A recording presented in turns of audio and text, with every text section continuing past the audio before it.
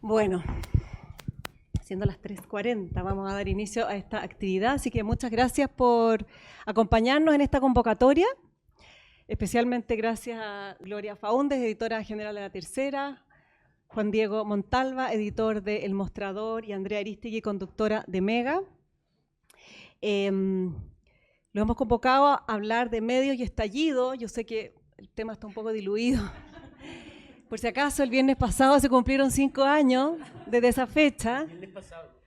Quedó absolutamente en quinto plano después del Sourgate. Pero de todos modos, nosotros quisimos convocarlos a ustedes para tener una conversación sobre el impacto que tuvo este hecho en los medios de comunicación. Nos parecía que era importante traer a la universidad, sobre todo, este tema que probablemente muchos de ustedes conversaron al interior de sus medios, pero esta reflexión compartida puede ser un aporte, especialmente considerando que hay un estudiante que está haciendo su proyecto de grado también sobre este tema. Y nada, lo que queremos lograr en el fondo es una conversación honesta, una buena reflexión, y les quiero explicar un poco la dinámica, porque la idea es que aquí vamos a hacer un par de preguntas, vamos a partir con un par de preguntas iniciales, pero que ustedes también puedan tomar la palabra y opinar, preguntar también o entregar, no sé, por su punto de vista sobre el tema que nos convoca.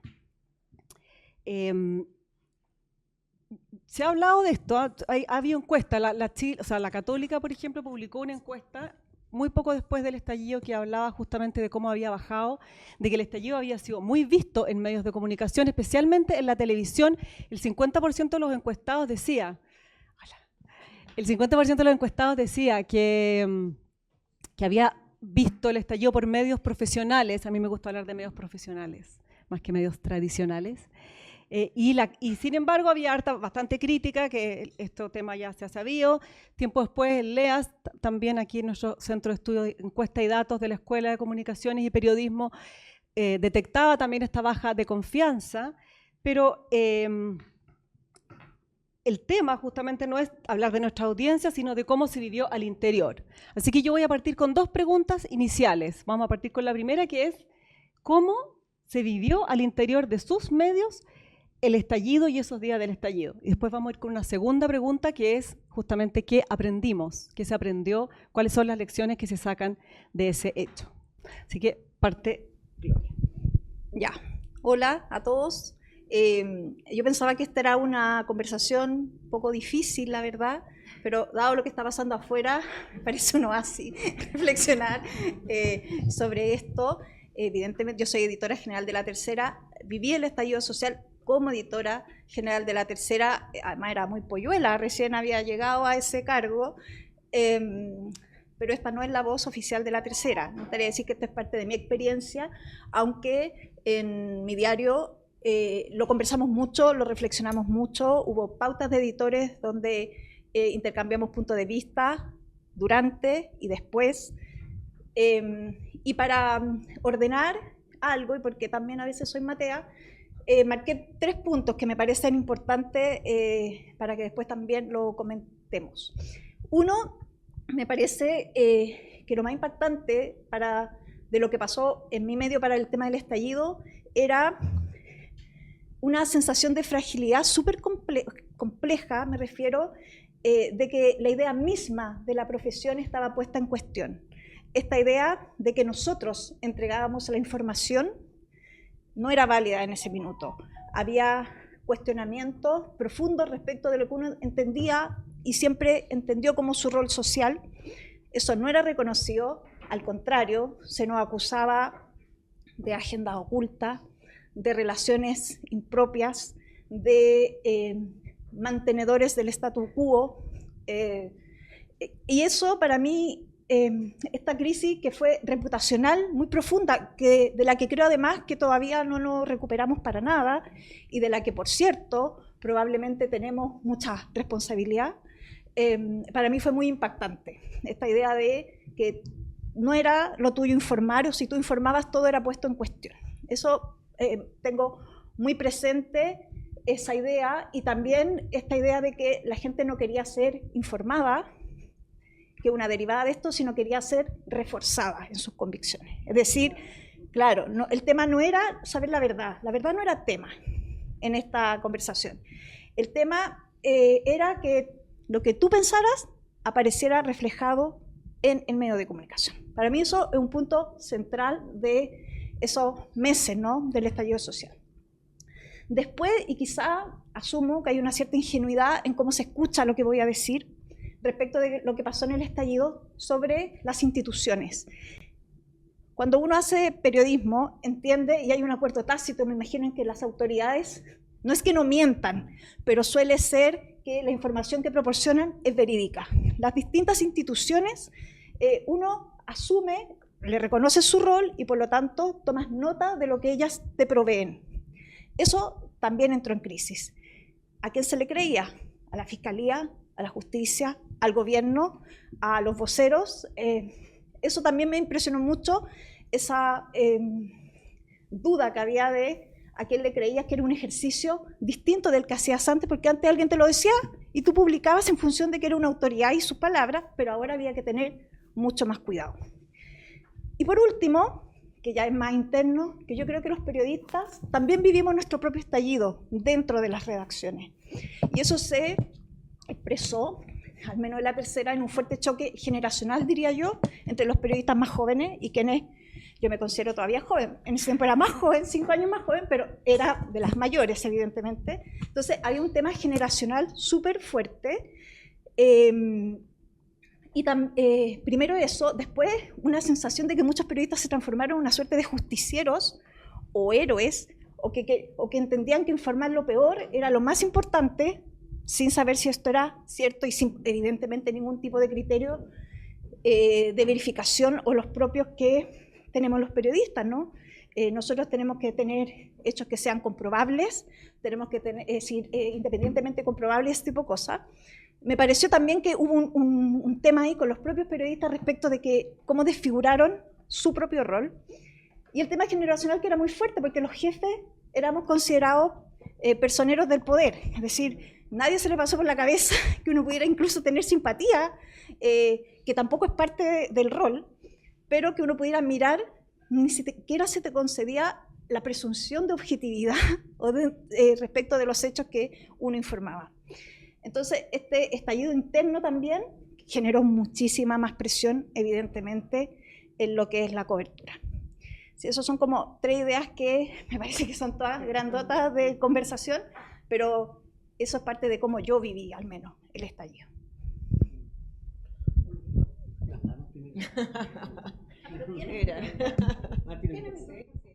Este está funcionando.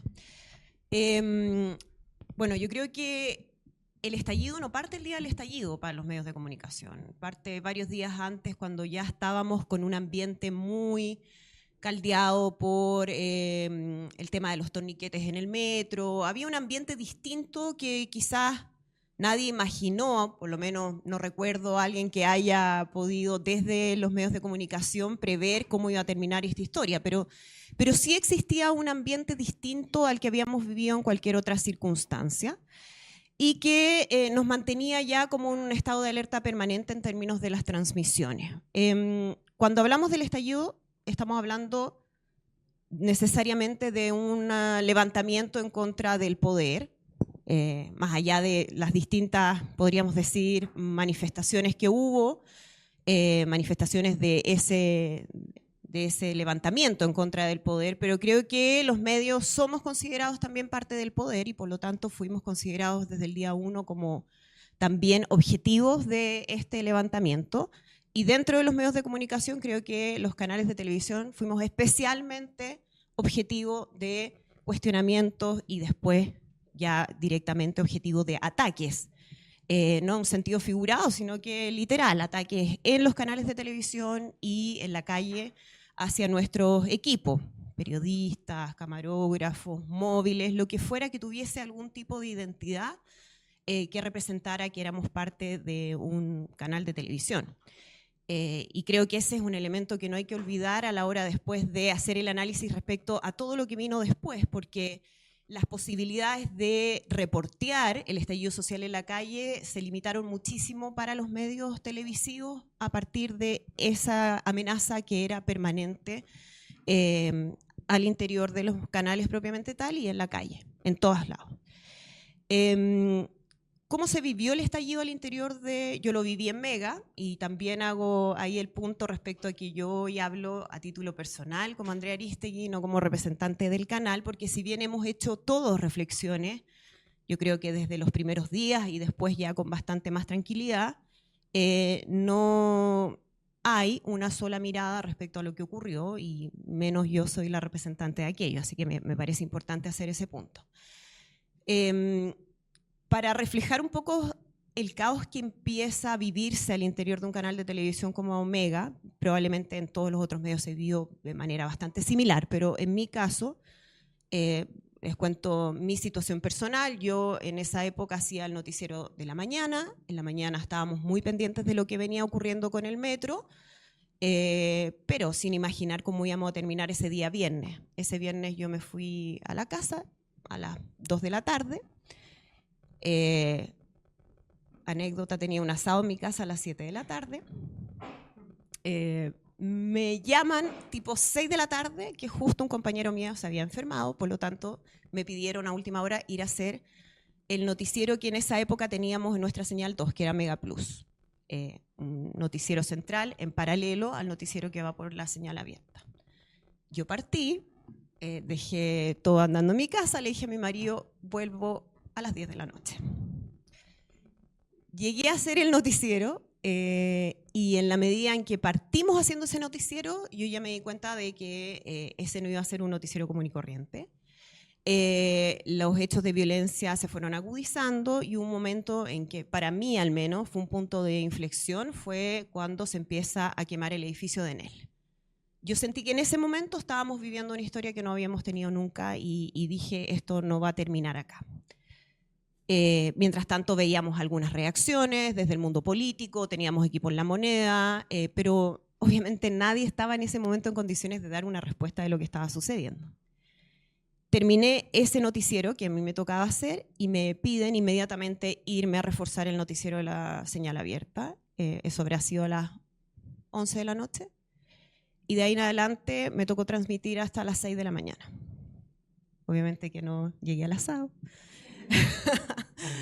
Pero sí me fui a la casa en medio de barricadas y con un Santiago totalmente distinto al que conocía. Yo creo que de ahí en adelante, incluso como cuando una persona tiene como estrés postraumático, uno va olvidando ciertos momentos, porque sí vivimos situaciones de violencia muy, muy agudas y sí vivimos una situación de presión en la transmisión que era muy, muy complicada. Yo tengo 20 y tantos años haciendo periodismo en televisión, me ha tocado hacer coberturas difíciles, muchas transmisiones eternas, pero no me había tocado con la presión que existía en este caso de ver que había amenazas directas a los equipos y además, como en el fondo una amenaza a nuestra integridad, y además un cuidado en el lenguaje que uno siempre trata de tenerlo, sobre todo en televisión, sobre todo en estos tiempos que uno sabe que todo puede ser usado en tu contra, pero creo que en esa oportunidad estábamos permanentemente pisando huevos en cada una de las frases que decíamos, en cada una de las palabras que usábamos. Y siento que esa cobertura o esa transmisión o el inicio de esa transmisión que fue ininterrumpida durante muchos días, nos mostró, por lo menos en términos de los canales de televisión, yo creo que de la manera más fuerte, algo que venía ocurriendo desde hace tiempo, que es la competencia, entre comillas, con la información que surgía a través de las redes sociales. Y digo entre comillas porque para mí son, o debieran ser distintos, pero en el fondo vimos a mucha gente al mismo tiempo entregando información, y no solamente información, sino que imágenes, grabaciones, y exigiéndonos a nosotros la misma velocidad a la hora de poner al aire esas imágenes.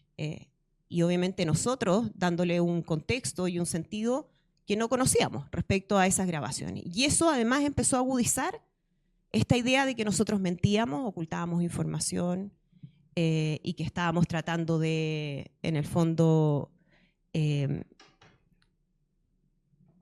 de alguna manera acallar lo que estaba ocurriendo en términos de la fuerza, el uso de la fuerza por parte de las policías. De ahí en adelante ese odio que ya estaba muy presente se agudizó todavía más y empezamos a luchar un poco contra lo que decía Gloria, con que la gente no quería saber la verdad, o más bien quería saber su verdad, que era lo que ellos veían en sus respectivas burbujas en las redes sociales. De ahí en adelante daba lo mismo cualquier constatación objetiva de la información, porque no estábamos reforzando la idea que ellos ya se habían formado de lo que estaba pasando. Y eso, ojo, que nos pasó hacia ambos lados. O sea, a nosotros hasta el día de hoy muchas veces nos dicen que somos periodistas octubristas, y por otro lado nos han dicho toda la vida que estamos vendidos a los grandes conglomerados de medios que tiene nuestro país. Así que eso no es nuevo, pero creo que durante la época del estallido social fue algo que se reforzó, muchas veces en discursos que fueron reforzados por representantes políticos e incluso, y es algo que me pareció muy duro para nosotros, por el Colegio de Periodistas, que muchas veces nos atacaba y nos cuestionaba directamente mientras estábamos haciendo esa pega. Así que, bueno, esa es la primera parte de las ideas respecto a cómo lo vivimos. Juan Diego. Yo voy a ser mucho más breve, ¿no? Pero Perdón, a mí me da... Sí. No, te digo en términos porque... No, de verdad, no lo digo en serio, no, lo digo por una cuestión... Ya empezaste bien, empecé bien. Súper bien, ¿no? Entonces, no, lo que pasa es que de verdad a mí me tocó después del estallido hacer unos programas de televisión diarios con la Carola Urrejola, que trabajaba en Canal 13, y yo nunca había visto el terror de alguien así, ¿me entiendes? Con lo que decía, con lo que había dicho, con el temor. Yo creo que en ese sentido va a ser más corto, porque yo creo que lo que vivió la gente de la televisión y de la prensa escrita del día a día es, sin lugar a dudas, lo más problemático que hay. Yo les cuento, yo en ese momento era muy gracioso porque yo estaba, un detalle, que yo vengo de la mañana, me invitaron a la Universidad de Hugo Portales a una cuestión feroz, que era la presentación en la mañana, del reporte de derechos humanos a los 5 años. ¿Cuál es la evolución de los derechos humanos? Y estaba la relatora especial de Naciones Unidas contando esto bien. Pero sí, ahí uno se da cuenta de qué interesante es como ver ese mundo, y uno llega acá a hablar de periodismo, ¿no? Entonces yo terminé bien deprimido en la mañana. Obviamente la relatora me dijo, ubíquese, me llamó mucho la atención, me dijo que se había juntado con muchos carabineros y que había visto un cambio, una autocrítica en carabineros. Y yo no me creí, o sea yo me paré y la grabé, porque de verdad y es muy crudo lo que ocurrió a través del tema de derechos humanos. Esta relatora era bastante dura en ese sentido y me dijo dos cosas que me llamaron la atención. Uno, que es una crítica al gobierno, que en Chile no ha habido discusión respecto a cómo hacer las manifestaciones pacíficas, ¿no? Después de una cantidad de temas que eran interesantes. A mí me tocó, me tocó desde un lugar muy extraño hacer el estallido social, que es de las últimas noticias, ¿ya? Yo era colaborador de las últimas noticias y hacía una entrevista a la semana. Supuestamente era como una entrevista de 2 páginas, tenía bastante libertad para eso. Pero ahí yo me enfrenté a... Yo tuve un problema en mi casa serio con mi familia respecto al tema de carabineros, por ejemplo, ¿no? Yo siempre fui muy crítico a como que los carabineros, sabemos que eran los más odiados en el mundo. O sea, en términos en el estallido, todo el mundo tenía muy mala hacia los carabineros. Y yo decía, mira, el tipo le está gritando al carabinero, igual al carabinero. Entonces, ¿cómo aceptamos, me entiendes, que ese trato? Y mis hijos y mi mujer me decían, obviamente, que mira, bueno, que tú no te das cuenta de la represión que vive la gente. Y en ese sentido hay un elemento que a mí me llamó la atención de LUN. LUN, les cuento, y esto también hablo a título personal, no hablo en representación de LUN, yo ya no trabajo en LUN, pero Agustín J., que es el director de LUN, ustedes vieran el decálogo de las últimas noticias, es notable. Son 10 puntos donde ellos te dicen cómo tiene que ser el diario. Y el diario, por esencia, no puede dañar a nadie. O sea, no. Agustín J. siempre se preocupa de que, mira, ¿se acuerdan? Yo no sé si ustedes se acuerdan de la geisha, que todo el mundo hablaba mal de la geisha, pero para LUN, geisha, nadie podía hablar mal de la geisha era total. Bueno, y esa agenda, que era muy complicada en el caso del estallido social, hubo que aplicarla, y la verdad que costó mucho, ¿no? Porque cómo hablar cosas positivas y obviamente Sabíamos que el diario tenía una orientación y una orientación que estaba por el orden, por la seguridad y nada, costó muchísimo. Yo ahí rápidamente me remití a todas las fuentes externas y entrevistaba a pura gente de afuera del país. Porque la verdad es que internamente... No. ¿Sabes lo que pasa? Es que me metí mucho en el tema de la policía y de la seguridad y la confrontación. Sí, podía entrevistar gente de adentro, pero nada, era como tratar de encontrar explicaciones afuera de lo que estaba pasando, porque ojo, esto pasó en Ecuador, en Perú, en Colombia, o sea, era en todo, una línea, acuérdense, además de todo el tema afroamericano en Estados Unidos. Entonces había como tratar de explicar lo que estaba pasando en Chile y a través de otras fuentes. Yo, como les digo, mi participación en ese momento era desde LUN. Yo creo que la participación de la televisión, la radio y la prensa escrita diaria, política, era bastante más dura que la que me tocó a mí, al menos.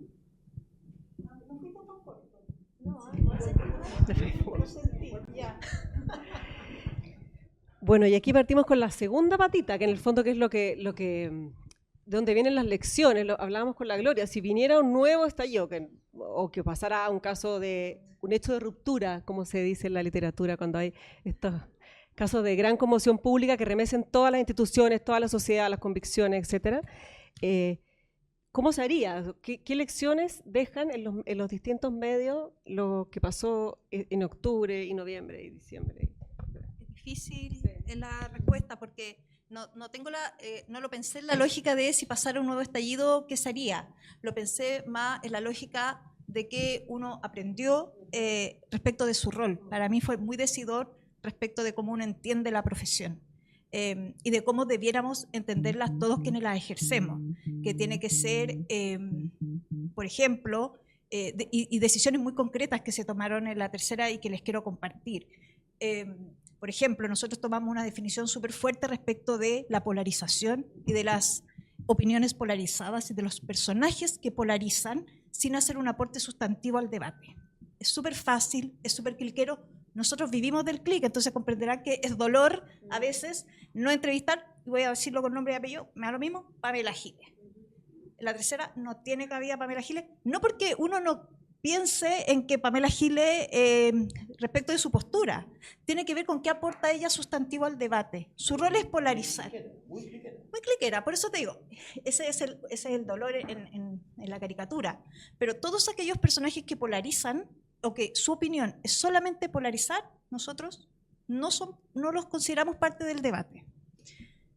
La democracia, yo creo que como nunca uno entendió, y para nosotros fue esto muy reflexivo respecto de que el rol de uno finalmente es la protección de la democracia. Ni siquiera hablo del tema de la violencia, porque creo que la violencia atenta contra la democracia, o del orden. Mi tema no es el orden, una democracia puede ser no necesariamente ordenada, pero sí creo que los periodistas, nuestro norte tiene que ser la democracia, y eso significa ampliar voces. Un fenómeno muy llamativo, yo creo, post-estallido respecto de los medios, al menos escritos, es como los políticos no solo no tenían respuesta, sino que además tenían un descrédito importante, se abrió el diario a muchas voces de sociólogos, a otra gente que entendiera esto. Eso antes no era parte de la agenda política, uno no se relacionaba con sociólogos ni necesariamente con cientistas políticos, y se abrió todo un mundo. Me acuerdo que fuimos de los primeros que entrevistamos a Manuel Canales, a Juan Pablo Luna, a toda esta gente que después empezó a ser parte del debate general. Entonces, claro, ¿qué aprendimos? Yo creo que primero, uno tiene que aprender, creo que hay un sentido del rol que es importante, creo que una de las lecciones que nos dejó el tema de la inmediatez, que no por salir antes vas a ser mejor. Yo creo que en la tercera a veces tuvimos como una reflexión respecto del sentido de que esto no es una carrera de 100 metros, es una maratón enorme. Tuvimos errores muy costosos, sobre los que incluso pedimos disculpas de manera muy pública, y que fue súper doloroso,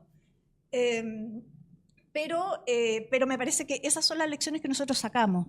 Muchas voces, evitar las polarizaciones, escuchar quizá a quienes no necesariamente son los referentes más obvios, y un sentido del rol, que uno no es un transmisor de las cosas. Es una cosa que me quedó muy, muy patente. uno no es que uno muestre y esto es lo que pasa, yo creo que uno tiene que procesar, porque el proceso de procesamiento de la información tiene que ver con que sean principios de verificación, principios de idoneidad y otro tipo de cosas. Esa es la lección que me dejó el estallido y espero que, si pasa de nuevo, ojalá que no, pero si pasa de nuevo, poder... Puede ser otro, o sea, no el estallido, pero esto no puede pasar. No, sí entiendo. Sí, Entiendo porque es lo que, no sé, tú, Andrea Prese... Incluso hoy día, o sea, o sea, no se compara, por supuesto, pero cuando situaciones muy caóticas, en la que... Y cuando yo les hablaba a propósito de la ingenuidad, tiene que ver un poco con eso, con que uno antes era como una paloma, una mariposa que hacía periodismo, y resulta que acá hacer periodismo en el estallido era que un periodista lo pudieran golpear, era que un periodista lo pudieran... no sé, porque hasta como que... Por eso te decían, anda a la Plaza Italia a ver qué pasó. Y Nica, te dicen, bueno, también tiene que ver con el rol, ¿no? Que muchos de los periodistas en esta también un poco enredo del rol, creo yo, claro, no querían salir a la calle por miedo, obvio. Y yo creo que los periodistas tenemos que salir a la calle, aunque haya miedo, sí, obvio que hay miedo, pero hay que salir a la calle, evidentemente tomando resguardo, pero por ejemplo estaba el tema este de los toques de queda, así, parte de las rutinas de las presas cambiaron totalmente porque yo cerraba el diario y me tenía que preocupar dónde estaba cada periodista en la calle para que pudiera llegar a su casa. Ese tipo de cosas nunca la hice antes. En algún minuto la posibilidad de que los medios fueran intervenidos, que podía llegar un militar, todas esas cosas que son prácticas y que uno las tenía que ver y decía, ya, pero si ya llega un militar, ¿qué hago? Así, ¿qué le paso a mi computador? ¿Cómo funciona esto? Días de evacuación. La tercera estaba en un piso quinto, pero se corrió la voz malamente, redes sociales, mala información, de que la tercera seguía en Ñuble y fueron a atacar Ñuble. Estaba en el piso 15 en la escuela militar, guaguito, no pasaba nada. Y yo iba a tirar un par ahí de sacrificios bajos si pasaba algo. Pero se fijan en cosas que uno no le pasaban cuando uno hacía periodismo antes. Y eso es muy heavy, digamos, cuando uno lo piensa, de las circunstancias en las que ya no es solo ejercer bien tu profesión, correcta, con los parámetros, es las circunstancias en que la tienes que realizar. Eso es súper heavy.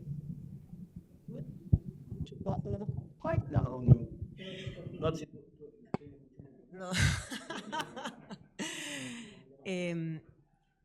Yo, cuando pensaba ahora, porque no había preparado esta pregunta, pero pensaba respecto a elecciones, no soy muy optimista respecto a cómo han cambiado las cosas de la manera de trabajar en los medios. Voy a hablar directamente en un canal de televisión, porque creo que hay un elemento que es fundamental respecto a lo que debiéramos mejorar para enfrentar no solamente un estallido social o una crisis importante, sino que el día a día, que es tener gente suficiente y preparada para hacer fact-checking de las cosas que están pasando, y ese es un problema que tenemos en los medios. ¿Para qué voy a hablar de la precarización y cómo ahora somos muchos menos y tenemos que hacer más? Y con todo respeto por la gente más joven, pero hay mucha gente muy joven que todavía no está preparada, todavía digo, para enfrentar ciertas cosas. Ahí me parece que la experiencia de los periodistas es súper importante, gente que ya ha vivido situaciones y que es capaz de tomar ciertas decisiones editoriales en el minuto, porque en el mundo ideal hay un proceso de revisión de información que pasa por varias capas, ¿no? En algunos casos es el periodista el editor, en otros casos puede ser incluso un editor general, incluso el director de prensa. A veces llega, cuando son cosas muy, muy delicadas, a los directores de los canales. Pero en el caso de una crisis que requiere una transmisión permanente, tú requieres que cada periodista que está transmitiendo en ese momento en la calle tenga cierto criterio editorial básico para poder entregar esa información. Y eso, por razones de recursos, no siempre se podía hacer. Y ahí hay un tema que tenemos que mirar y que tenemos que volver a poner sobre la mesa, ¿no? ¿Qué pasa con cómo estamos trabajando los medios de comunicación? Que queda en evidencia o se agrava en situaciones de crisis como la que vivimos. Entonces me parece que ahí hay un tema que está pendiente y que no lo hemos resuelto. Que es justamente tener la capacidad de hacer ese fact-checking de las cosas que están pasando. Otra lección, creo yo, es la cautela. Me parece que hay una como pulsión por ser el más rápido, que es inherente a la manera en que trabajamos nosotros, especialmente en televisión, Y además en esta competencia, no competencia con las redes sociales, que nos iba como presionando a salir lo antes posible con la imagen, con el video, con algo que fuera polémico, llamativo. Y muchas veces, por estar en esa carrera, se cometían errores. No recuerdo exactamente un ejemplo que yo haya tenido que enfrentar, pero me acuerdo de ciertas situaciones que sí se repitieron en los medios. Por ejemplo, el tema de los centros de tortura en ciertos lugares, que algunos medios dieron por hecho y que resultaron ser falsos, de acuerdo a las investigaciones que se hicieron después.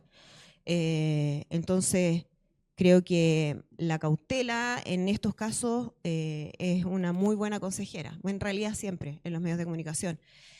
Y por último, me quedo dando vuelta al tema de la protección de la democracia, que si bien estoy muy de acuerdo respecto a que debe ser algo que tenemos que considerar siempre, y yo creo que hubo un momento después de varios días donde se empieza a hablar y hubo ahí comunicación entre los distintos medios, incluso con La Moneda, que fue materia también de mucho cuestionamiento y crítica respecto a cómo supuestamente desde La Moneda nos estaban dirigiendo. Creo que eso es una línea también bien delgada, porque siempre he sido muy crítica como de alguna manera de enfrentar el periodismo en los 90 pensando únicamente como en la protección de la democracia, entendiendo que veníamos de una dictadura de 17 años y que había mucho temor respecto a lo que podía pasar con esa dictadura, o sea, esa democracia todavía muy, muy delicada. Pero siento que en pos de la protección de la democracia también se cubrieron muchas cosas que en ese momento quizás debiéramos haber profundizado un poco más. Creo que ese es un tema que hay que evaluar permanentemente, pero sí comparto completamente que tiene que ser como un principio guía y que la manera en que nosotros planteamos o el ambiente que generamos con la manera de entregar la información sí puede ser muy determinante para generar ambientes que sean adversos para el mantenimiento de la democracia, de todas maneras. Sí. Porque yo no me refería a eso, yo me refería al tema de la democracia en pos de ocultar cierta información para proteger la democracia, porque además uno lo puede pensar totalmente al revés, que contar estas cosas realmente protegen a la democracia, ¿se entiende? Es decir, no, mi modelo de medio no es el de los 90 para nada, sino que tiene que ver con la democracia en su estado más puro, no con un gobierno, no con el gobierno de turno, ese es mi punto.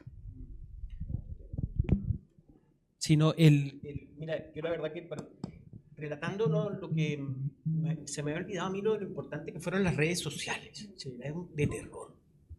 Y me imagino para gente que estaba al aire, ¿me entendéis? En redes sociales, y es verdad, era realmente un tema muy, muy delicado, y además yo creo que ahí es donde ellos ganan, ¿no? O sea, como que la red social se impone como medio de información, y uno queda como siempre atrás, como viendo, bueno, tomando un poco más de distancia, pero la información que sale en las redes sociales empieza a competir con nosotros. Y yo quiero hacer hincapié especialmente en lo que tú dijiste sobre la experiencia. Importante. Yo creo que de verdad después de esto la experiencia y la calma ganó, pero millones. O sea, de verdad, yo creo, cuando tú hablas de las nuevas generaciones, de todo eso, yo creo que esto fue una guerra para el periodismo, o sea, como ir a hacer una cobertura de guerra, en donde tú realmente tomas muchas lecciones, fue muy difícil, la pasaste muy mal, que es y que fue realmente, y yo creo que hubo millones de errores, cosas que tenemos que arrepentirnos, ¿me entiendes? Y hubo, hay muchos cuestionamientos a lo que se hizo en ese momento, hasta el día de hoy. Pero creo que la generación periodística de esa época, yo creo que gana mucho en términos hoy día de cómo trabaja. Y en ese sentido hay que sacarle, yo le saco partido a este punto. Y lo que más me preocupa hoy día, y justamente a raíz de esto, de esta cuestión de derechos humanos, era que han pasado 5 años, ¿no? Y había gente extranjera y me preguntaba, bueno, ¿va a volver a pasar, ¿no? Todo esto. Y una persona ahí habló de la palabra de lo que pasa que se va a infiltrar esta violencia. Entonces dije, pero ¿cómo que infiltrar la violencia? Y es la idea, a mí me gusta mucho un autor gringo que se llama Mark Fisher, que es un tipo que se suicida a los 48 años, no porque se suicidara me gusta, pero que él habla mucho de este realismo capitalista, ¿no? Y el tipo hace un análisis sobre el capitalismo, pero muy crítico respecto a la salud mental, ¿no? A la sensación de que esto ya se acabó. Y se acaba de morir Jameson, que él dice que mira, es más fácil que se acabe el mundo que se acabe el capitalismo. Y es como esa sensación lo que uno sintió en las calles en esos momentos, a través del estallido, como que esta cuestión va a ser así siempre y estamos fritos. Como que hay un grupo humano y principalmente para mí, toda la gente que trabaja con aplicaciones. Es como, eso para mí es el reflejo de la precariedad que habla Mark Fisher, que es realmente lo que se viene. Entonces la pregunta es, bueno, estas críticas que hubo respecto al estallido social, ¿esto se va a mejorar o no? Y esta persona, que era una colombiana, dice, no, esto se va a infiltrar, esta violencia se va a infiltrar. Y decía, ¿pero cómo? Yo la única manera que me imaginé esto fue que, bueno, claro, gente que fue a la calle a protestar y no le pasó nada, y cómo se llama, no pasó nada en el país, tal vez después puede terminar en el narco, ¿me entiendes? Puede decir, bueno, mira, si al final de cuentas que me maten. Bueno, yo que me dejó bastante golpeado eso, y lo que más me impresiona, fíjate que una generación política, que es la que está hoy día en el gobierno, que gana y que en gran parte le debe su prestigio o le debe su triunfo a lo que fue hace 5 años el estallido social, y que no ha hecho nada, fíjate, ese es un tema a discutir muchísimo más largo. Yo creo que ahí hay, a mi punto de vista, yo creo que el gran logro que ha tenido este gobierno en términos, por circunstancias que no son de ellos, fue el caso de Hermosilla. Yo creo que eso es como el elemento más relevante que ha pasado en los últimos 5 años. O sea, yo creo que eso como que le hizo a la gente ubicarse y decir, mira, aquí hay un cambio, estamos sabiendo la verdad sobre esto, en mi opinión, ¿no? Pero creo que después de 5 años la pregunta es, ¿qué cosas se han logrado, qué ha cambiado? O sea, hablemos de la reforma de pensiones, hablemos, ¿me entiendes?, de lo que fue el CAE, que hace 12 años el presidente Piñera lo postuló. O sea, yo creo que hay una relación entre la clase política y una desconexión con lo que está pasando en la calle, que lo único que nos llama es a que muy probablemente haya más estallidos y que esto se mantenga. Yo no creo que no, de diferentes maneras, pero creo que la solución a los problemas no se ha hecho y que está pendiente y que, bueno, y que habrá que ver cómo decía esta colombiana, cómo se infiltra ese malestar. Bueno, ya, tenemos nuestra primera parte. Igual hay un tema, o sea, como tomando el comentario, que a los medios se les culpó de muchas cosas. Entonces, o sea, se les culpó de todo. De hecho, hoy día cuando uno va a charlas sobre el estallido, lo primero que dicen, no, es que los medios avivaron la cueca, que si los medios estaban, en vez de ayudar al consenso, ayudaron al disenso, pero tal vez las personas no saben la reflexión que haces tú, que al interior de los medios muchas veces dicen, oye, bajemos la temperatura y tratemos de buscar, como entender, buscar puntos de acuerdo. No sé si se hizo desde el comienzo, en todo caso. Yo me imagino que al comienzo estaban todos bien desconcertados, no había momento para hacer eso, así que... bueno, y ahora me gustaría que ustedes... que desde ustedes, no sé si hay preguntas para seguir comentando este tema, si no seguimos nosotros.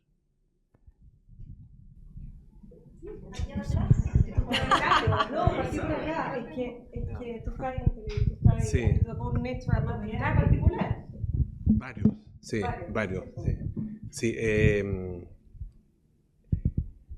una cosa que un poco la primera reflexión es que han pasado 5 años.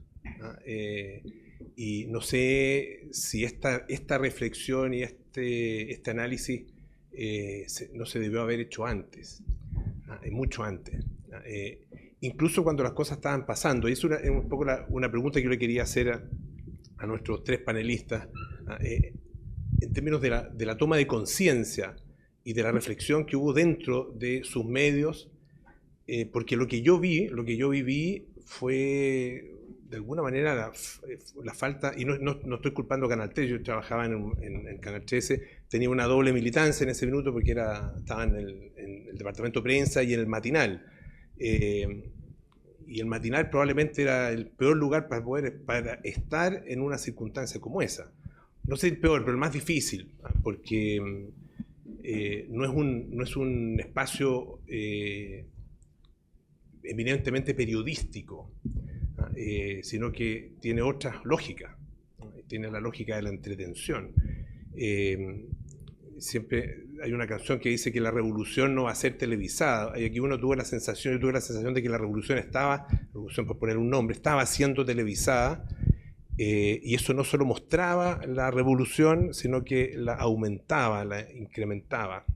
Y había una especie de doble juego entre exhibición y por otro lado la acusación de ocultamiento. Entonces estábamos permanentemente en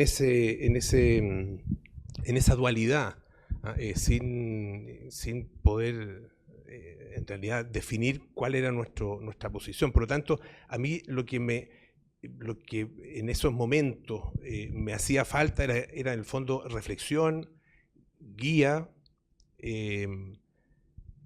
pararse un poquitito y mirar exactamente lo que estábamos haciendo. Nos vimos enfrentados a una realidad que nadie imaginó, sin las herramientas, en eso yo soy bien autocrítico, sin las herramientas, y nos llevaron a tener, yo creo que a realizar actos que no se condicen con lo que debe ser el ethos periodístico ni con la ética periodística. Creo que tuvimos caídas muy fuertes, empujados en el caso de lo que a mí me tocó ver, muy empujados por el efecto de las redes sociales.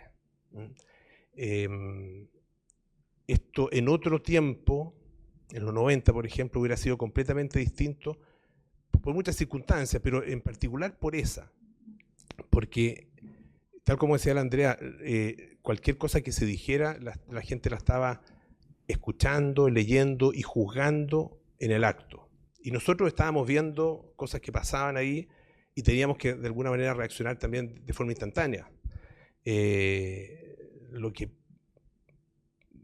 con 5 horas al aire, digamos, pueden llevar a que uno cometa muchísimos errores. Son 5 horas de espacio para cometer errores, es mucho. Es distinto en un noticiario donde las cosas están un poquito más arregladas.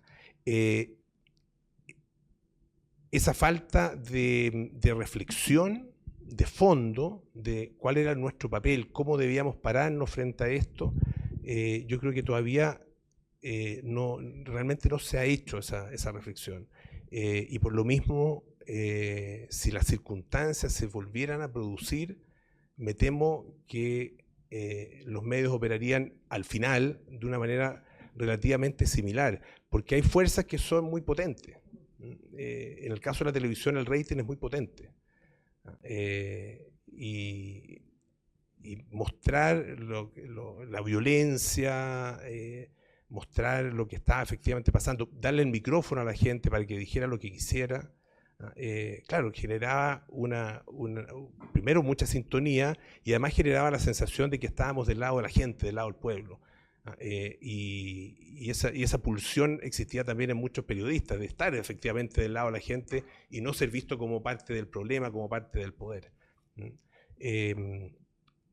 Bueno, yo ya no estoy en ese espacio, así que no sé si la reflexión a los 5 años efectivamente se ha hecho, pero quería preguntarle a nuestros panelistas un poco qué ha pasado en sus propios medios, y si realmente se ha aquilatado un poco el papel que cumplimos en ese minuto.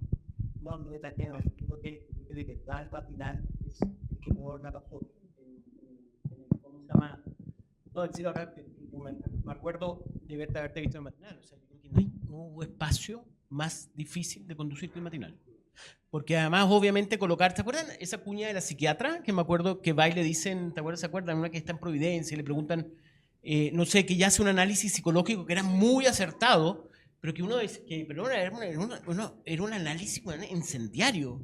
Entonces, tú decís, bueno, que oye, tiene la razón la señora, pero la señora que es psiquiatra dice, oye, está muy bien que la gente salga a quemar cosas. Entonces no, yo de verdad, ahora que me recuerdas, yo creo que el matinal es el la gran víctima, no sé si víctima, de la cobertura de lo que fue el estallido. O sea, yo de verdad, sí, acuérdate, además intentaron en un momento, hubo cambios en el matinal del 13, ¿te acuerdas? Que intentaron hacerlo, bueno, todo, claro, que sean, oye, saquemos ¿cómo se llama? Saquemos todo lo del estallido, y aquí no hemos olvidado una cosa, que es que fue bien interesante, que es la pandemia. ¿Qué hubiera pasado si no hubiera habido pandemia, no? O sea, como que eso ya parecía como, ¿me entendías? Bajó todo y los matinales empezaron a ser matinales de nuevo. Pero hay un momento también que los matinales como que ceden la mediación. sea, A eso me refiero yo. pasen el micrófono, hablen. Entonces, como que Sí. se olvidan un poco de que justamente el medio es mediador. O sea, no como de... Sí, no, yo soy más optimista que el resto, francamente. La tele es distinta a los diarios. Los diarios, como sea, pese a que estamos evidentemente también en el tema del breaking y mucho, yo creo que hay espacios de reflexión mínima, sobre todo, por ejemplo, para las ediciones de fin de semana o cosas así, que permiten una conversación. Así que yo soy mucho más optimista de eso. Creo que cometeríamos menos errores. Y yo creo que el principal es uno muy simple, que es respirar. Es como respirar y después avanzar. En la tercera tuvimos complicaciones internas muy fuertes. Tuvimos una acusación de censura por editar notas. Es decir, ese era el nivel de disociación que existía entre los propios periodistas. Por editar una nota tú cometías censura. Por suerte, tengo un equipo de editores que se portó a todo nivel. A todo nivel, en eso fuimos un solo cuerpo y me parece que eso fue muy importante, sobre todo también cuando cometimos errores que fueron graves. Un error que fue muy grave y que nos pesa mucho. Pero yo confío en que lo haríamos distinto y porque tampoco, es que yo entiendo, porque yo también tuve periodistas en redes que eran funados, que les salían sus fotos, salían sus nombres, salían sus direcciones y sobre los cuales uno tenía que tomar medidas, es decir, a esa gente la tenías que ir a dejar a su casa, ¿te fijas? Sí, pero tengo la impresión que, claro, que esta es una batalla aprendida. Entonces, yo sí confío en que lo haríamos distinto y mejor, creo yo. Bueno, en televisión tuvimos que buscar estrategias para seguir reporteando. O sea, no es que en el fondo dijimos, ya no podemos salir a la calle, nos quedamos todos en el canal y miramos por el otro canal. Eso no ocurrió. Lo que sí, se empezaron a tomar ciertas medidas de seguridad que quizás antes no teníamos. No sé, no podíamos estar en Plaza Italia, sino que había que estar en balcones. Y esas son medidas además que se han tomado ya de manera permanente en otras situaciones donde hay acciones de violencia. Sí hubo una decisión clara desde el punto de vista canal de no exponer a los periodistas. O sea, yo creo que ese fue un punto bien importante porque en un momento los periodistas llegaban con mucho miedo a hacer el trabajo. Y ahí hubo que tomar decisiones de decir, bueno, no se expongan más de la cuenta, vamos a seguir reporteando, vamos a seguir haciendo la pega, pero hay que hacerla de otra forma. O sea, si uno va a cubrir una guerra, hay distintas formas de cubrirla también. Una cosa es querer estar en el frente de batalla y otra cosa es estar un poquito más distanciado y hacer el análisis desde allí. Nosotros, yo creo que ahí sí aprendimos ciertas cosas, pero creo que todavía, pese a que hemos hecho reflexiones, que las hubo desde, no el primer día, sería mentir, porque los primeros días fueron una locura, sino que pasado un poco el tiempo, sí fuimos haciendo reflexiones de qué manera íbamos a seguir cubriendo esto. Había algo que era, por ejemplo, súper importante. ¿Vamos a seguir todos los días viernes transmitiendo lo que pasa en Plaza Italia? Esa fue una decisión editorial que tuvimos que tomar en un momento, ¿no? Porque era como, ¿cuánto alimenta el que la gente vaya, el tener una cámara que transmita en vivo todos los viernes lo que está pasando? Y en un momento se tuvo que empezar a hacer la retirada, con acusaciones de que estábamos ocultando y que ya no mostrábamos. Todas esas decisiones eran ahí parte de las reflexiones y creo que también, y es algo que a veces como a la gente le cuesta creer de cómo funcionan los medios de comunicación, hay tremendas discusiones editoriales y periodísticas. No somos un cuerpo homogéneo donde todos creemos lo mismo y todos pensamos, podemos tener visiones distintas respecto a cómo había que enfrentar ese momento y en ese momento hubo discusiones al respecto. Y había una tentación también de parte de quienes estábamos en televisión de camisetearse con alguna posición. Y creo que eso es muy riesgoso. Y creo que sí pasó y creo que existía como esa tentación de voy a ser la voz de la ciudadanía. Hubo algunos programas que lo hicieron más evidentemente que otros. Eso tuvo resultados de rating en ese momento, los tuvo. Entonces también mirábamos así como, pucha, si a esto le resulta, ¿por qué nosotros no vamos a hacer lo mismo? Pero creo que en general siempre existen estas discusiones y tienen que existirlas. No creo que haya una fórmula ni una respuesta para los distintos momentos. Yo creo que esas decisiones tienen, o esas reflexiones tienen que estar presentes siempre en la discusión, y creo que, claro, si ahora volviéramos a vivir una situación así, probablemente haríamos esas reflexiones de manera más temprana. Pero estoy segura que no habría una única posición respecto a cómo enfrentar el tema de nuevo. No, es verdad, yo creo que vamos a hacer, yo creo que hay esta generación, insisto, yo creo que una generación que tuvo la experiencia de esto. Y a mí me pasó una cosa, yo trabajando en la BBC, que me pasó una cuestión, a mí me tocó el 11 de septiembre en la BBC, y me acuerdo que teníamos una televisión al lado, y ¿cómo se llama? Y chocó del 11 de septiembre de 2001. El 2001, claro, no el 73. No, el 11 de septiembre del 2001, no, de verdad. Y que me acuerdo por lo que tú contabas, que vimos en la televisión al lado y vemos que un avión choca contra una torre y después choca otro y dicen, no, eso es el mismo avión, que lo están repitiendo. Entonces, y de ahí, bueno, esto es un ataque terrorista. A lo que voy, que son circunstancias en donde uno, yo creo que indudablemente eso hace a la masa crítica periodística mucho más valiosa en términos de aprendizajes. Yo creo que hay una ganancia importante en esto, y yo creo que o sea, creo que indudablemente es invaluable y va a ser muy valioso en otra crisis, porque crisis así, si seguimos como estamos ahora, la verdad. Bueno, hola, muchas gracias por estar aquí compartiendo con nosotros sus experiencias personales. No, aclaro eso. Yo quisiera preguntarles a ustedes qué perspectiva autocrítica tienen de la cobertura que hicieron de ese periodo, especialmente en los primeros meses antes de la pandemia. Después continuó, pero en tono menor, considerando, por ejemplo, que me acuerdo que tuvo que publicar en New York Times un reportaje a 2 páginas con las personas que les habían volado los ojos, o personas sin ojos, con un ojo menos, etcétera. ¿Se acuerdan ustedes? Pasaron 2-3 días y ningún medio chileno lo había hecho. Tuvo que pasar un buen tiempo para que los medios lo hicieran. Eso por un lado. Por otro lado, el frame o encuadre que tomaron respecto de priorizar la violencia por sobre la masividad. O sea, porque el fenómeno del estallido tuvo un componente de violencia, sin ninguna duda, pero también tuvo un componente de masividad extrema, digamos, no visto en décadas en Chile, quizás en la época final de la dictadura o en periodos anteriores, pero no mucho más que eso, y a escalas inusitadas y con el país semi-paralizado.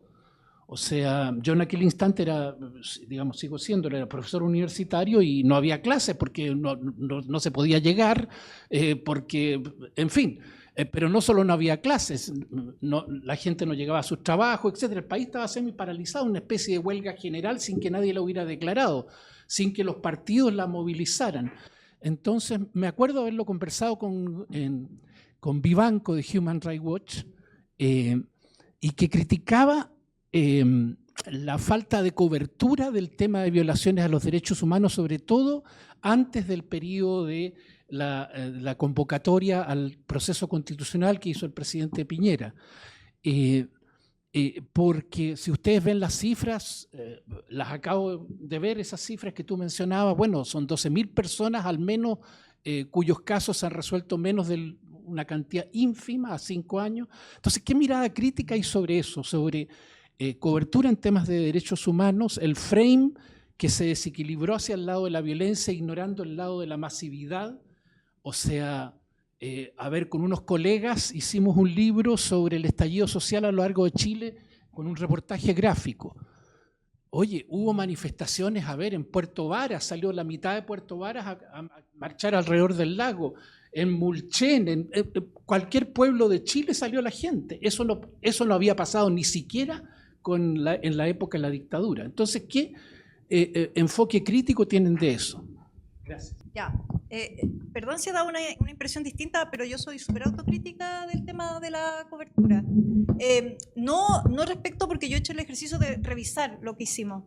Y la verdad es que estoy muy orgullosa de muchas cosas, creo que, pero lo que tú planteas, ponte tú, del trauma ocular, nosotros lo veníamos conversando en el diario, y había un tema de que yo creo que nos demoramos en publicar aquello. pero porque pasaban muchas cosas. Ustedes se olvidan, pero se hablaba de 100 desaparecidos en un día, se hablaban de centros de tortura, se hablaban de violaciones masivas de mujeres, y te fijas, y claro, no es excusa, pero también los medios son finitos. Entonces, me parece que lo del trauma sí fue un temazo, creo yo, que nos demoramos mucho, y me acuerdo patente porque hicimos, cuando apareció en el New York Times, dijimos, oye, ¿cómo nosotros, primero, y si tú te fijas y tienes buena memoria y te invito a revisarlo, yo creo que a los 2 días nosotros hicimos la historia de Gustavo Gatica en el diario, grande. Pero sí, yo tengo un tema con el tema de los traumas oculares porque me recuerdo que haber sido de mucha conversación. Sobre el tema de la violencia, yo creo que la televisión es mucho más gráfica en eso. Nosotros estábamos muy en la lógica de la trastienda política y evidentemente en nuestro tema era qué estaba pasando dentro de la moneda más que fuera de la moneda, que tiene que ver con lo que es nuestro core, digamos, nuestro ADN como medio de comunicación. Pero efectivamente yo creo que hubo un tema a veces de exacerbar la violencia, creo que sí, incluso en los diarios. No me parece que eso sea... y el tema de la masividad, también yo me recuerdo que haber sido una gran conversación el tema, porque es como decía la Andrea, en los medios se conversa mucho, no es que todos digamos, esta es la cobertura o este es el foco, se conversa, en general no se está de acuerdo, y me acuerdo mucho que la gran discusión era el tema ese, oye, pero esto es muy masivo, también es muy violento, pero es muy masivo. Y yo creo que, claro, al principio lo chocante fue mucho la violencia, creo yo. Y quizá, claro, ahí con perspectiva quizá... ahora, yo, ojo, encuentro que la cobertura de la violencia está bien. Si no puede ser, es el hecho de la violencia. Pero claro, me acuerdo que uno tendía más bien a explicar por qué esa violencia o qué pasó con esa violencia. Quizá en esta suerte de... ¿cómo se dice? Ideologizar quizá esto, claro, hubo quizá un sesgo mayor a la violencia versus las demandas o la masividad, como tú lo planteas. Pero, bueno, también era muy llamativo, también tenía que ver con lo que nos estaba pasando a nosotros, los periodistas, también me imagino que ahí debe haber algo que también te gatilla eso. Pero sí, yo al menos no soy nada condescendiente con la cobertura. Creo que hicimos cosas bien y cosas malas. Yo igual comparto una mirada crítica respecto a el uso abusivo de imágenes de violencia en las transmisiones. Creo que tiene que ver con varias cosas. Una es la obligación de mantener una transmisión ininterrumpidamente. Creo que el rating también es un factor. Creo que cuando a alguien le está resultando mostrar ciertas cosas, tiene la tentación y se cae en eso de seguir mostrando lo mismo porque está resultando. Pero lo que no estoy de acuerdo, y creo que también tiene que ver con el sesgo de cada uno, es que no mostramos las masividades de las marchas y que no, es más, en un momento los periodistas fuimos muy majaderos respecto a estas son manifestaciones pacíficas y hay hechos aislados de violencia. De hecho, también nos criticaban por eso, ¿no? ¿Hasta cuándo hablan de hechos aislados de violencia si esto es bastante más que eso? ¿Para qué hablar? Y creo que la prueba clara de que lo mostramos mucho a propósito de la marcha del millón en Santiago, es que muchos políticos que hoy día hablan de estallido delictual, en ese momento aplaudían la marcha del millón y las reivindicaciones ciudadanas. O sea, tenemos a varias figuras que salieron a sumarse a la reivindicación ciudadana de las demandas de la gente por la marcha del millón y estaban todos ahí camiseteados con eso. Los que hoy mismo también desconocen que el estallido fue varias cosas al mismo tiempo, entre ellas ese planteamiento de reivindicaciones ciudadanas. Entonces, sí, yo también puedo hacer muchas críticas, pero creo que siempre es más fácil, como se usa en términos de prensa escrita, con el diario del lunes. Ahora, ¿eso nos exculpa de no haber tomado buenas decisiones? No, yo creo que uno tiene que hacerse responsable de las malas decisiones que se toman y aprender de eso y tratar de mejorar y evitar cometer esos errores. Pero sí creo que hay una presión permanente, porque eso lo podríamos llevar a otras cosas, ¿no? La exacerbación de hechos de violencia hoy día en materias de seguridad, y creo que tiene que ver con el factor rating, que siempre está ahí muy presente y que nos va determinando permanentemente. Yo insisto ahí, bueno, es que yo creo que la televisión fue central en todo esto. Yo creo que el testimonio de Andrea, lo que decía Pablo, son cosas muy relevantes porque es donde más se sufrió, yo creo, la cobertura. Sí. Respecto al tema de las víctimas, fíjate que en el informe de hoy día decían que hay un 89% de las investigaciones concluidas están archivadas y solo 11 están en investigación, lo que te demuestra cómo quedó, ¿no? Cómo está esto, y esa es la crítica que hay de las organizaciones de derechos humanos respecto a que durante estos 5 años no se ha hecho nada institucionalmente, especialmente en la Fiscalía Nacional, el Ministerio Público, respecto a generar un espacio de investigación y procedimientos para este tipo de situaciones, ¿no? Yo creo que eso es bien dramático, creo que no le veo mucha solución. Un punto, yo trabajé varios años, trabajamos juntos en La Tercera. No, y ¿sabes qué fue un tema, Gloria, que me acuerdo que te acuerdas? Nosotros trabajamos en política y un elemento que tuvo relevante el estallido social es que a nosotros nos interesaban mucho los políticos. Y si hay alguien que hizo agua, es la clase política chilena. Entonces, y nosotros lo que hacíamos era mucho hablar con los políticos y como el chisme el político que había hecho, oye, ¿y dónde estuviste? ¿Quién fue? ¿Quién estaba en la reunión? Todo. Y ellos fueron un desastre. Entonces, la sensación era como que ya no se reportaba, la política no estaba, como que ellos no eran fuentes. Ellos perdieron con total validez.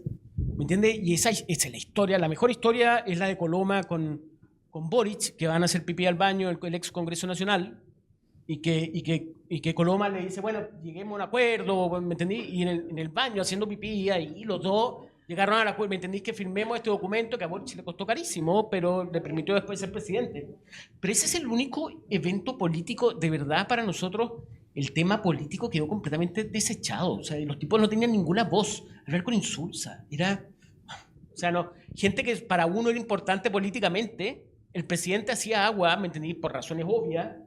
Tú te acordabas de la manifestación, el tipo salió a dar la cara y a decir que la manifestación había sido, y es que había que escucharla, ¿me entendí? O sea, de verdad estaban todos muy, muy, muy atentos y dando, ¿me entendí? Trabajando el día a día como nosotros. Y en ese sentido, yo insisto, a mí me pareció interesante cómo la clase política perdió todo el protagonismo. Nadie le interesaba la opinión de ellos. Pero esa lección no es tan aprendida, porque hoy día, por ejemplo, a Insulza lo siguen llamando para cualquier cosa, la opinión del Insulza, estaba hablando del pisco sour, entonces, claro, sí, pues un poco esta política de declaración. Me quedé pensando a propósito del tema de los derechos humanos, fíjate, y fíjate que está bien, creo que hay cosas que se hicieron de manera tardía, pero fíjate que no lo hicimos tan mal. En la lógica, me refiero a cuál es el rol que los medios cumplen en esto, porque la gran crítica al gobierno de Piñera finalmente se instaló en el tema de derechos humanos. Entonces, no era un debate silenciado, en mi punto, en los medios, para nada, era tema. Lo que pasa es que efectivamente también en ese ámbito se generaron, yo creo, las mayores fake news que uno tenía que tratar de responder. Entonces, claro, quizá eso hace que uno lo vea como ralentizado en la cobertura, pero fíjate, porque para mí es un tema muy importante en lo personal, era tema de constante conversación, derechos humanos. Entonces, y cuando yo decía al principio de que había muchos periodistas que se convirtieron, aquí esto lo estoy diciendo con todo el respeto del mundo, que no se malentienda, todos querían ser Mónica González, todos querían descubrir al violador de los derechos humanos, o la violación de derechos humanos más terrible del mundo. Entonces el asunto era cómo eso iba siendo verificable también. ¿Te fijas? Bueno, primero buenas tardes. Por acá Lucas Provi, estudiante de periodismo. Y bueno, mi pregunta más allá va un poco acerca de la recuperación de la confianza en los medios. Al final hablábamos un poco de la guerra que se le declaró a los medios en redes sociales, muchas campañas, por ejemplo, que era apaga la tele, prende tu cerebro. ¿Cómo con el paso del tiempo se fue trabajando en la recuperación de la confianza en los medios? Gracias. Yo ahí tengo una pura respuesta. Yo creo que nosotros tenemos que, más que nunca, seguir haciendo el trabajo y hacerlo lo mejor posible. O sea, creo que en momentos en que las redes sociales son vistas por mucha gente como la alternativa de información, cuando no hay ningún control editorial de lo que aparece, no hay ningún responsable legal de lo que ahí se publica, creo que nosotros tenemos la obligación y somos más necesarios que nunca. Entonces me parece que la única forma de recuperar la confianza es seguir haciendo el trabajo de la mejor manera posible, no hay otra forma. Podemos hacer campañas, pero eso es un pelo a la cola para lo que realmente es importante, que nosotros mostremos, y creo que ahora se ha hecho una tremenda pega, o se está haciendo una gran pega cuando vemos casos de corrupción, cuando vemos lo que pasa en el caso Audio, lo que pasa con la Corte Suprema. Bueno, ahí estamos haciendo la pega. Eso no son cosas que la gente se entere gracias a un Pepito 2022 en Twitter. Sí, yo creo mira, sí, es como pasó con los carabineros. ¿Te acuerdas del prestigio que tuvo los carabineros en el piso y cómo ha subido dado el aumento de la delincuencia y todo? Yo creo y en ese sentido yo insisto, el tema de la justicia este año, este es el peor año para la justicia chilena, y creo que en ese sentido el periodismo ha mostrado, ¿me entiendes? Así como los carabineros frente a la delincuencia han ganado, ¿me entiendes? Ante el manejo de las crisis, han vuelto a ganar prestigio. Yo creo que el periodismo este año, con una cantidad de eventos que han ocurrido, también han ganado, de alguna manera se han ganado poco a poco el prestigio, ¿no? No sé si la tercera. También. También. No, quería agregar que tenía la pandemia, fue también súper... Yo creo que, como la Andrea, yo creo que uno no tiene que buscar la legitimación, tiene que hacer bien su trabajo. Yo creo que eso, y lo otro debiera ser consecuencia de eso. Y la pandemia. En la pandemia los medios tuvimos sí un veranito de San Juan, que la gente como que empezó a creer a los medios, ya como el miedo. Esto tiene que ver, bueno, me imagino que acá hay gente que sabe de sociología, bueno, Sherman sabe de sociología, todo esto tiene que ver con pulsiones sociales también. Sociedades con susto a veces en la lógica de la pandemia le creen a los medios que van a entregar algún tipo de verdad, y eso yo creo que también un poco calibró, no 100% para nada, porque yo también creo que finalmente la reputación depende de uno y de cómo lo haga uno.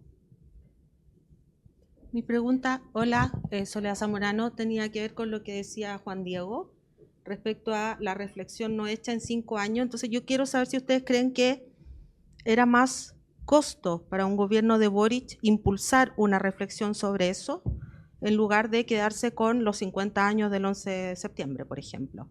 Era mucho más cómodo en ese sentido recurrir eventualmente a un hito histórico muy relevante para la generación de Boric, en lugar de llevar a una reflexión e incluso en sociedades muy avanzadas hacer a lo mejor prácticas de civilización a la gente que había estado metida en el estallido social, como podrían ser en Alemania o en Estados Unidos. Pero es que yo quiero saber si ustedes creen que comunicacionalmente era una vía más facilista de acomodo o no, o de evitar impulsar una reflexión social en el país.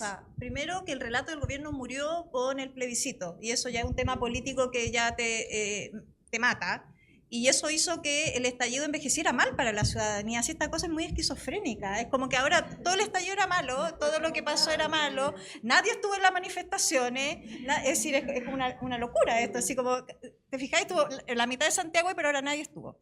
Entonces, me parece que el ejercicio de gobernar, primero con un tema ideológico muy profundo, como fue el rechazo, que lo vivieron y cambió totalmente esa agenda, pero después con todo lo que ha pasado en temas de gestión, chuta, parece que no era tan fácil gobernar. Pues entonces yo creo que se han ido enredando más en esa cotidianeidad del ejercicio mismo, de habitar el cargo, como a ellos les gusta llamar, y claro, dejaron al debe esto, porque envejeció mal también.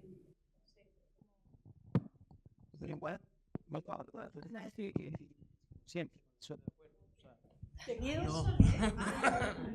No, tú sabes, un detalle. Ustedes les cuento, en un momento me contaron a mí de que esto te demuestra lo que el gobierno, la Sol estuvo en el gobierno, sabe muy bien esto,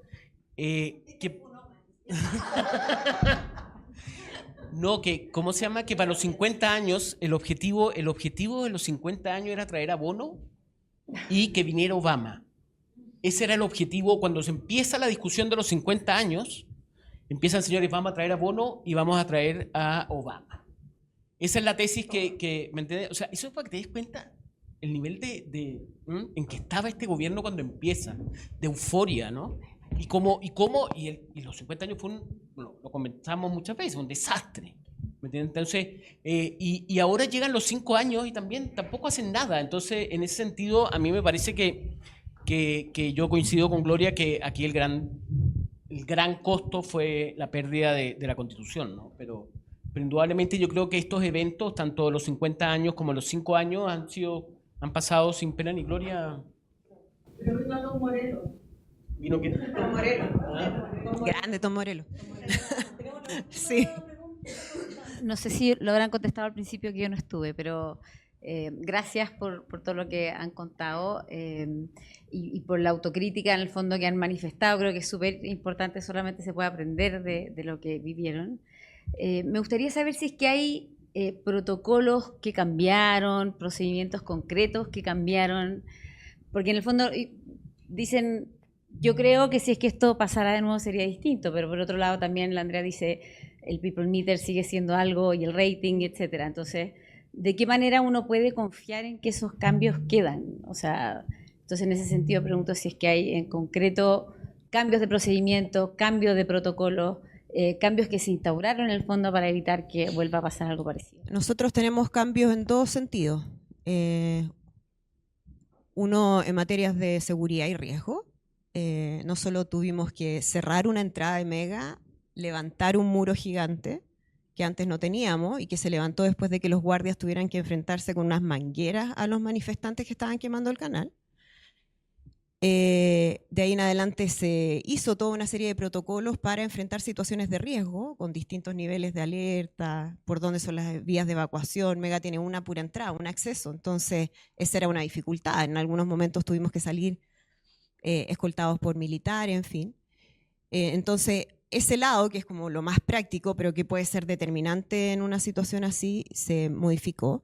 Y en términos de la parte editorial, yo creo que todos quienes estuvimos cubriendo el estallido social, tenemos ya un aprendizaje como inherente respecto a algunas cosas. Algunas de esas se han bajado, ha habido ciertas conversaciones y lineamientos, hay otras que creo que podrían ser más explícitas. Pero también es bien difícil adelantarse o establecer un protocolo como tipo para informaciones que pueden ser muy distintas. Porque en el fondo este fue un estallido, veo difícil que en el corto plazo tengamos algo igual. No digo que no pueda haber situaciones de manifestaciones o violencia, pero de las mismas características parece poco probable en el corto plazo. Pero sí podría haber otro tipo de noticias que implique un nivel de transmisión respecto a establecer ciertos lineamientos a la hora de las transmisiones desde el minuto 1. O sea, creo que ahí faltó, porque estábamos en una situación media caótica, ciertos lineamientos editoriales claros desde el principio. De cómo vamos a hablar de ciertas cosas, qué es lo que hacen los grandes medios en el mundo finalmente, ¿no? O sea, cuando hablamos de temas de terrorismo a nivel internacional, eso está súper internalizado porque lamentablemente han tenido que pasar por ciertas situaciones y han tenido aprendizaje.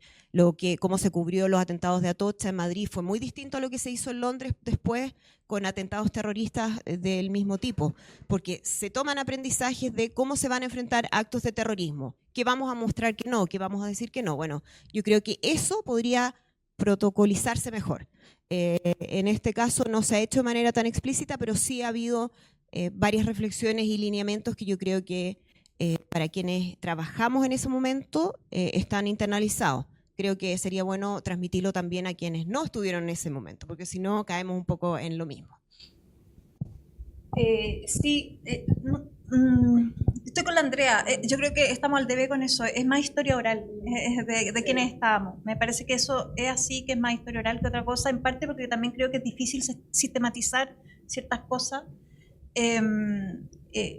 Pero han pasado cosas estos 5 años, no es que no hayamos estado haciendo nada, ¿cachai? Este es un gobierno que además le encantan las crisis, entonces, pero sí es una tarea pendiente, yo creo, establecer. Y sabes que quizás más que protocolos, aquí la Magdalena sabe porque yo me friqué con esto, y la Bárbara quizá un poco también porque como que soy latera en esto, la reflexión sobre el rol. Yo creo que sí hemos hecho eso harto en la tercera, conversar mucho sobre qué somos, qué hacemos, para qué hacemos esto, por qué lo hacemos, a quién beneficiamos. Como eso, yo he sido muy majadera, porque como me pegó fuerte en esta lógica de por primera vez enfrentar en una dirección un proceso así, quedé muy reflexiva respecto de esto y pensarlo mucho. Pero claro, yo creo que falta quizá sistematizarlo de una manera más, en un manual, no sé, algo Lo último, mira, las últimas noticias se cerró, ¿ah? Sí, después del estallido, sí, estaba en Plaza Italia. En Plaza Italia, primero le pusieron obviamente las ventanas, se llenaron de, ¿cómo se llama?, de láminas de hierro, de acero, después empezó a ir poca gente, hoy día es un edificio botado, no, nadie. Mercurio Valparaíso. Sí, bueno, pero claro, o sea, son medios que es un cambio muy drástico para los medios. Y hay una cosa que se me ha olvidado que fue también una gran lección, que fue la Asamblea Constituyente. En la Asamblea Constituyente fue como la segunda prueba, porque el nivel de locura de esa Asamblea Constituyente fue tal, donde uno, si quería ser popular, podía irse, ¿me entiendes?, por todas estas demandas sectoriales de feminismo, no sé, el medio ambiente, animalismo, Pikachu, no, había todo, ¿me entiendes? Entonces y ahí nuevamente había que discernir y había que decir, bueno, ¿le doy o no le doy voz a esta persona, no?